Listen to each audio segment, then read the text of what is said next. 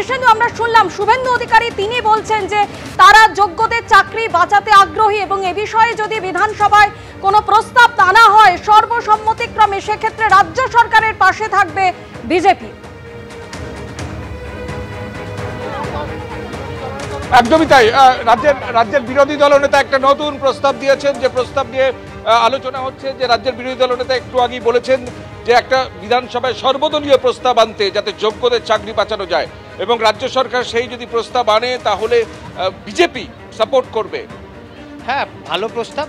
এই বক্তব্য নিয়ে 16ই জুন আমরা বিধানসভা অভিযান রেখেছিলাম। মাননীয় স্পিকার বিমান বন্দ্যোপাধ্যায় মহোদয় এবং সরকার পক্ষের চিফ হুইপ নির্মল ঘোষ, আমি বিধানসভায় আলোচনা করেছি, শিক্ষাকর্মীরাও ছিল।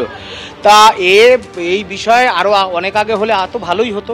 এখন যেহেতু অযোগ্য দাগি চোর মানে যারা সরকারের ক্যাডার হয়ে কাজ করেছে, সেই যারা যোগ্য ওয়েটিংদের বুকে পেটে লাথি মেরে নিজেরা ভালো থেকেছে, তাদের তালিকা প্রকাশ পেয়েছে। বাকি যারা আছে যোগ্য, তাদের চাকরি ফেরাক। এই রাজ্য সরকার তাদের চাকরি চুরির দায় নিয়ে রাজ্যের মুখ্যমন্ত্রী জরুরি অধিবেশন ডেকে সর্বদল বৈঠক করে সর্বোচ্চ আইন প্রয়োগ করে সুপ্রিম কোর্টে সেই তালিকা নিয়ে চাকরি ফেরাক। কেন পরীক্ষায় বসানো হচ্ছে, কেন আমাদের সুবল বানানো হচ্ছে? মাননীয় বিরোধী দলনেতা মহোদয় তিনি যদি এই কথা বলেন, আমরা ধন্যবাদ জানাই তাকে। এবং পাশাপাশি বলেছেন যে রাজ্যের মুখ্য সচিব তিনি কোর্টে যান, বিষয়টা বলুন, এবং এখানে রাজ্য বিধানসভায় একটা সর্বদলীয় প্রস্তাব রাখা হোক যাতে যোগ্যদের চাকরি কিভাবে বাঁচানো যায়, এবং সেই যদি প্রস্তাব রাজ্য সরকার আনে, বিরোধী দল হিসেবে বিজেপি সবসময় যেটা অপোজ করে, যারা এই ট্র্যাডিশন, সেখানে মানে নজির ভেঙে, রেওয়াজ ভেঙে সাপোর্ট করবে বিরোধী। না, এটা তো খুব ভালো বিষয়। ভারতীয় জনতা পার্টির পক্ষে শ্রমিক ভট্টাচার্য মহোদয় সভাপতি, উনি এর আগেও বলেছিলেন, আমরা স্বাগত জানাই। আমরা বিরোধী দলনেতা তো কারণ নয়, সকলের, কারো ব্যক্তি বিশেষের নয়। মুখ্যমন্ত্রীও সকলের, কিন্তু এখন দেখা যাচ্ছে তো মুখ্যমন্ত্রী সকলের নয়, অযোগ্যদের।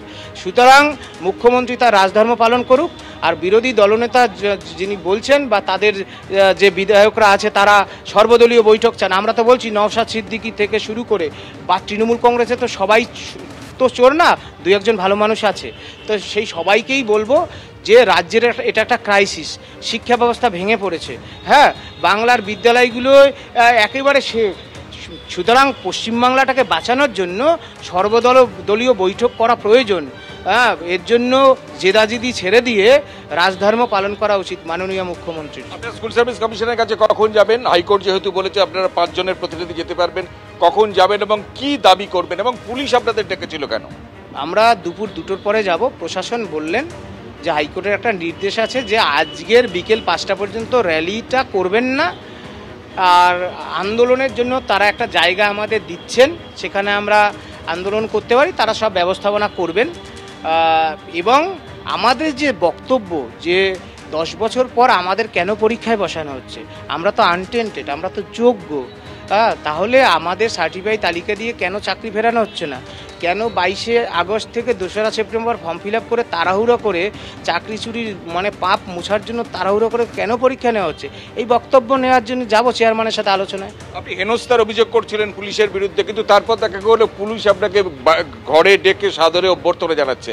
এর মূল কারণ এই যে তফাৎ আচরণের, এর মূল কারণ কি হাইকোর্টের রায়? হ্যাঁ, মহামান্য কলকাতা হাইকোর্টের রায়। এরা তো ভেবেই ছিল আজকে আমাকে চরম ধোলাই দেবে, মানে যাতে আমি আর আন্দোলনে না নামতে পারি, কিন্তু এটা আমি অনেক আগে জানতাম এসব এরা করবে। সেজন্য আমি কলকাতা হাইকোর্টে মামলা করে রেখেছিলাম। আজকে তার হিয়ারিং হয়েছে। মহামান্য কলকাতা হাইকোর্টকে আমরা ধন্যবাদ জানিয়ে শেষ করতে পারবো না, কারণ আমরা তো আইনের প্রতি শ্রদ্ধাশীল। কারণ আজকে কলকাতা হাইকোর্টের জন্যই অন্তত বেঁচে গেলাম, এটাকেই আজকে বলতে পারি। কারণ এই বিধাননগরের যে পুলিশ, তাদের যে আচরণ, এবং এই যে ভিতরে যারা আছে তাদের যে, তার মধ্যেও ফোঁস করে উঠেছিলেন বিধাননগরের ইস্ট থানার আইসি, তাকে চুপ করিয়ে দিলেন যিনি আধিকারিক আছেন, এসিপি।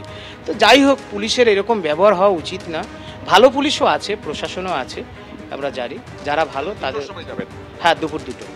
অর্থাৎ স্কুল সার্ভিস কমিশনের কার্যালয়ে তারা দুপুর 2টোর সময় যাবেন। 5 জনের প্রতিনিধি সুমন বিশ্বাস জানিয়ে দিলেন তাদের মিছিলের অনুমতি যদিও হাইকোর্ট দেয়নি, সেই 5 জনের প্রতিনিধি গিয়ে তারা নির্দিষ্টভাবে দাবি করবেন যে ট্রেন্টেডদের লিস্ট যেমন প্রকাশ হয়েছে 1806 জনের, তেমনি যোগ্যদের তালিকা প্রকাশ করা হোক, এবং যোগ্যদের তালিকা যদি স্পষ্টভাবে প্রকাশ করতে পারে স্কুল সার্ভিস কমিশন, তাহলে এইভাবে আর পরীক্ষা নেওয়ার কোনো কারণ নেই।